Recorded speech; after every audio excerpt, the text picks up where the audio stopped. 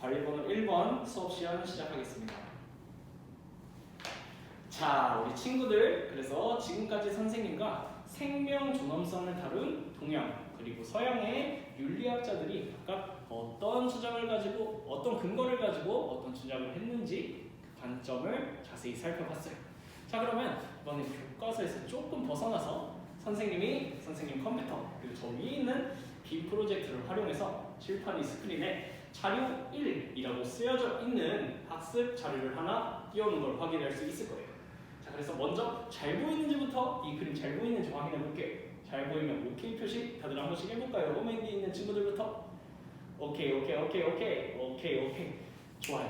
자, 그럼 자료 1번 우리 친구들 이 자료 1번 그림 읽고 대화를 내용 이해할 시간 선생님이 1분 정도 주도록 할게요. 자, 한번 확인해 볼까요? 시작!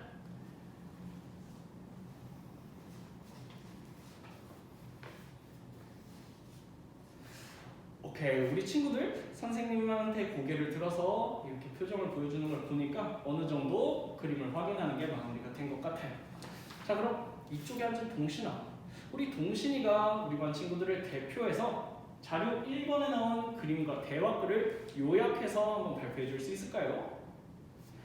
그렇죠. 우리 동신이가 말한 것처럼 여기선 가 그리고 을 두 사람이 개와 이 중에 어떤 생명의 가치가 더 소중한지를 다투고 논쟁하고 있는 장면이 나왔어요.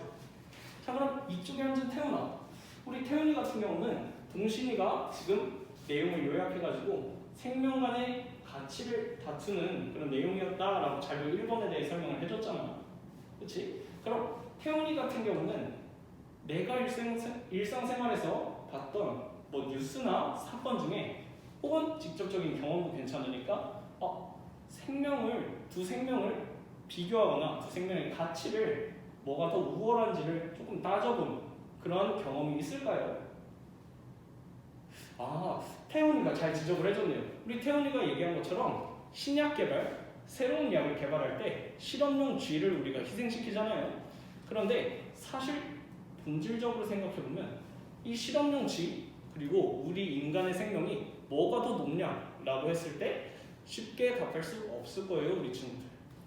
그래서 오늘은 우리 친구들과 이렇게 자료 1번과 관련해서 생명이라는 키워드가 우리 사회에 굉장히 중요한 개념 중 하나라는 거 알 수 있었을 텐데 이런 생명과 관련해서 생명 복제 그리고 유전자 치료 문제에 대해 확인을 해보도록 할게요. 자, 그래서 첫 번째로 생명 복제를 찬성하거나 반대하는 사람들이 있다면 왜 그런 주장을 하는지 확인해 보도록 할게요. 자, 그래서 생명 복제를 찬성 그리고 반대하는 사람들이 각각 어떤 근거를 가지고 얘기를 하는지 확인해 보도록 할게요. 자, 여기 앉아있는 안태야. 우리 안태 오늘 급식으로 과일이 하나 나왔는데 혹시 뭐였는지 얘기해 줄 수 있을까요? 그렇지, 샤인머스켓이 나왔죠. 우리 친구들 샤인머스켓이 어떻게 만들어지는지 아나요? 맞아요. 포도 중에 가장 우수한 형질들만을 쭉쭉쭉쭉 뽑아내서 그걸 개량해서 만든 거예요. 이렇게 생명 복제를 찬성하는 사람들은 샤인머스켓을 만드는 것처럼 우수한 품종을 유지하고 보존할 수 있기 때문에 생명 복제를 찬성하곤 해요. 또 다른 용어 하나만 소개해 볼게요. 우리 반 친구들 중에 강아지나 개를 키우는 친구들 있으면 손 한번 들어볼까요? 하나, 둘, 셋, 넷, 다섯, 여섯, 일곱, 한 8, 9명 정도 되는 것 같은데 우리 친구들 내 주위를 지켜주고 항상 애교를 부리고 기분을 달래주는 강아지 그리고 고양이가 평생 내 옆에 있다고 생각하면 기분이 어떻겠어요? 보통 강아지나 고양이의 수명이 뭐 한 20년, 길면 25년에서 30년이라고 하는데 평생 나와 함께 산다면 진짜 기분이 좋고 그것만큼 우리에게 행복을 주는 일이 없을 거예요. 이러한 맥락에서 강아지나 고양이가 희귀동물은 아니지만 우리 주변에서 쉽게 찾아볼 수 없는 희귀동물 그리고 멸종동물이 있다면 이러한 동물들을 보존하고 또 보관하는 생명 복제가 가치가 있는 행동이기 때문에 찬성한다고 주장하는 사람들이 있어요. 자, 그럼 찬성 논거를 알아봤으니까 이거는 반대 논거를 확인해 봐야겠죠. 반대 논거로 첫 번째는 친구들, 자연 법칙에 위배된다는 주장하는 사람들이 있어요. 너무 당연한 얘기겠죠? 생명이 딱 태어나서 삶을 살았으면 언젠가는 그 삶을 끝마치, 다시 말해서 죽음의 순간이 다가온다는 걸 누구나 알고 있을 거예요. 그런데 인간이 인위적인 힘을 바탕으로 이런 자연의 법칙을 위배한다? 이건 어떻게 보면 신의 성리 혹은 자연의 법칙에 위배되는 것이기 때문에 굉장히 큰 논란과 위험을 불러일으킬 수 있어요. 자, 그럼 두 번째 논거도 한번 확인해 보도록 할게요. 자연 법칙 위배 말고 또 다른 논거 뭐가 있을까? 혹시 생각나는 친구들 있으면 한번 고민하고 얘기해 줄 수 있을까요? 조금 어려운 문제라 우리 친구들이 고민을 좀 하는 것 같은데. 저기 뒤에 앉아있는 예성 한번 얘기해볼까? 맞아요. 생명이 누군가의 이익을 위해 수단적으로 사용될 수 있다.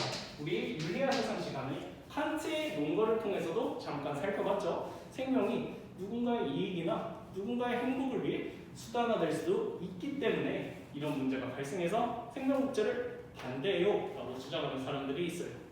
자, 그럼 생명복제를 찬성하고 반대하는 논거는 이 정도로 간단히 확인해보고, 다음으로 유전자 치료에 대해서 찬성 그리고 반대하는 사람들은 각각 어떤 입장을 가지고 있는지 지금부터 확인해 보도록 할게요. 자, 한번 들어가 볼까요? 자, 우리 친구들, 그래서 지금까지 자료 5번을 활용해서 이 안에 담겨있는 도덕적 문제 사태가 무엇인지 확인을 해봤어요. 우리 친구들 오늘 블록타임제라서 그런지 2시간 연속으로 선생님을 만나는데도 10분 쉬고 와서 아주 쌩쌩하고 기분 좋은 모습을 보여주는데, 선생님도 우리 친구들 에너지를 입어서 남은 수업마저도 열심히 한번 진행해 보도록 할게요. 자, 그러면은 오늘 우리 친구들의 학습을 도와줄 부분이 도덕 딜레마 토론의 구체적인 단계를 선생님이 작성해 보도록 할게요. 지금 자료 5번을 활용해서 선생님과 도덕적 문제 사태가 무엇인지 확인을 해봤죠. 그래서 자료 5번에 나온 흰둥이가 위암에 걸렸는데 이 강아지를 복제할지 말지 의사가 고민하는 문제가 나왔어요. 자, 그러면은 그 다음으로 도덕적 토론의 도입 단계가 있는데, 이 부분에 대해서 선생님과 우리 친구들이 여러 유형의 질문을 주고받으면서 이 부분 단계를 확인해 보도록 할게요. 자, 누가 있을까? 여기 앉아있는 찬소라. 우리 찬소리 같은 경우에 선생님이 질문을 한번 해보도록 할게요. 자, 찬소리는 만약에 내가 자료 5번의 의사라면 복합적으로 모든 상황을, 이 자료 5번 내 모든 상황, 뭐 흰둥이의 상황, 그 다음 강의의 상황을 복합적으로 고려했을 때 찬성 혹은 반대쯤 어떤 입장을 선택할지 혹시 한번 얘기해 줄 수 있을까요? 찬성. 자, 우리 친구들, 선생님이 방금 이렇게 찬소리에게 이 자료 5번에 나온 복합적인 상황을, 요소들을 고려해서 자신의 입장을 선택해 보라고 했죠. 이게 도덕적 토론 단계, 토론의 도입 단계 중에 우리 친구들 도덕적 이슈를 강조하는 질문이다 라는 걸 기억해 줬으면 좋겠어요. 자, 그럼 찬소리의 의견이 찬성이라는 걸 선생님이 확인해 봤어요. 자, 그러면은 찬소리에게 다시 한번 질문을 해볼게요. 찬소라, 그럼 우리 찬소리가 왜 찬성을 선택했는지 그 이유를 한번 설명해 줄 수 있을까요? 찬소리도 강아지를 키우는데 내 가족같이 생각하는 강아지를 잃으면 너무 가슴이 아플 것 같다라고 찬소리가 지적을 해줬네요. 맞아요. 그래서 선생님이 지금 찬소리에게 2가지 질문을 했죠. 첫 번째는 도덕적인 이슈를 강조하는 질문, 두 번째는 왜 그런 선택을 했는지 이유를 묻는 질문을 말해요. 자, 그러면 세 번째로 도덕적 토론의 심화 단계로 넘어가 보도록 할게요. 우리 친구들, 선생님이 간단하게 이렇게 예시를 보여주고 실제로 모둠활동 그리고 짝토리를 통해서 왜 2단계, 3단계를 진행해야 되는지, 그리고 구체적으로 어떤 질문을 해야 되는지 짝과 함께 이야기를 해볼 거니까 주의 깊게 들어주세요.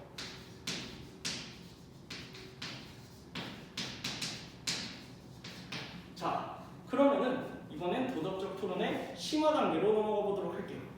저 뒤에 앉아있는 소영, 우리 소영이 찬소리의 이야기 잘 들었나요? 오케이. 그럼 소영이에게 찬소리의 일화를 조금 빌려서 선생님이 3단계 도덕적 토론의 심화와 관련된 질문을 해보도록 할게요. 이것은 3단계 안에 포함된 질문 중에 뭘까요? 혹시 선생님이 할 질문을 알고 있나요? 이거 질문 꾸러미를 조금 보면서 우리 소영이가 찾아보고 있는 것 같은데 괜찮아요. 선생님이 질문을 하고 그 질문이 어떤 거였는지 알려주도록 할게요. 자, 소영, 그럼 찬소리가 만약에 의사로서 이제 다른 사람의 감정, 여기 같은 경우는 이제 강의의 감정을 고려해서 그런 선택을 한다라고 고민을 하고 있잖아요. 그래서 만약에 동물 복제를 한다면 강의를 어떻게 보면 그 감정을 배려하는 입장에서 그런 선택을 했을 거예요.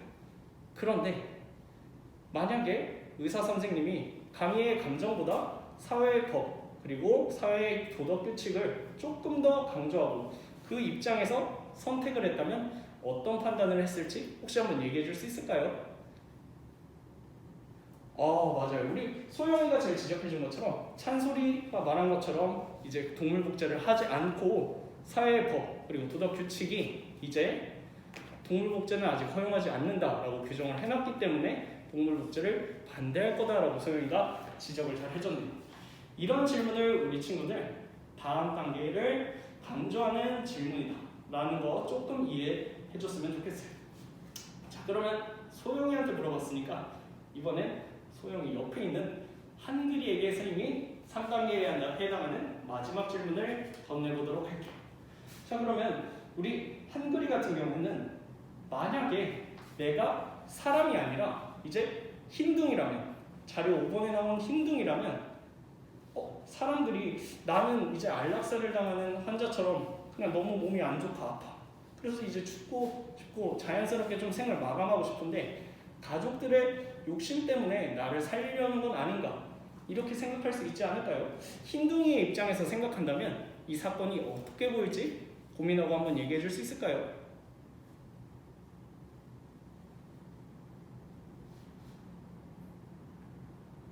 맞아요.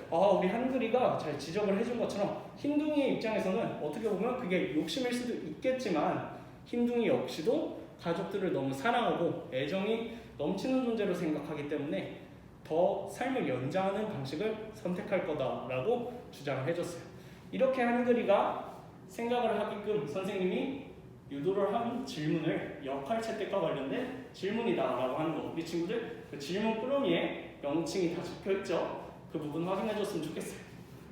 자, 그럼 선생님과 지금 도덕적 토론의 도입 그리고 도덕적 토론의 심화 두 단계에 대해서 예시를 통해 어떤 질문을 던져줘야 되는지 각자 확인을 해봤을 거예요. 그럼 옆에 있는 친구들과 우리 친구들 24명이죠. 그래서 각각 짝지어서 12그룹으로 나뉘어가지고 내 옆에 있는 친구들에게 자료 5번 상황에서 너는 어떤 선택을 할 거니?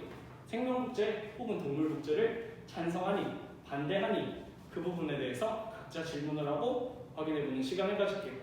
그럼 선생님은 우리 친구들의 활동을 관찰하면서 우리 친구들이 배움을 통해 얼마나 성장했는지를 체크리스트에 기록하면서 관찰 평가를 시행하도록 할게요.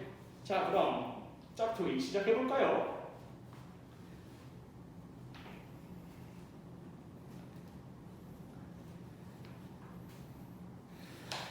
안태야. 우리 안태 같은 경우는 지금 옆에 있는 예서에게 질문을 하는 걸 조금 어려워하는 것 같은데 혹시 선생님이 조금 도움을 줘도 될까요? 우리 안태 같은 경우는 일단 어떤 질문을 해야 되는지 그 유형 자체를 조금 이해를 못하겠다고요? 그러면 선생님이 여기 도덕학습지 뒤쪽에 보면 어떤 질문을 던져야 되는지 그 질문 꾸러미 밑에 각각에 해당하는 예시 질문들을 마련해놨어요. 그걸 꼭 확인하면서 질문을 한번 해보도록 하세요.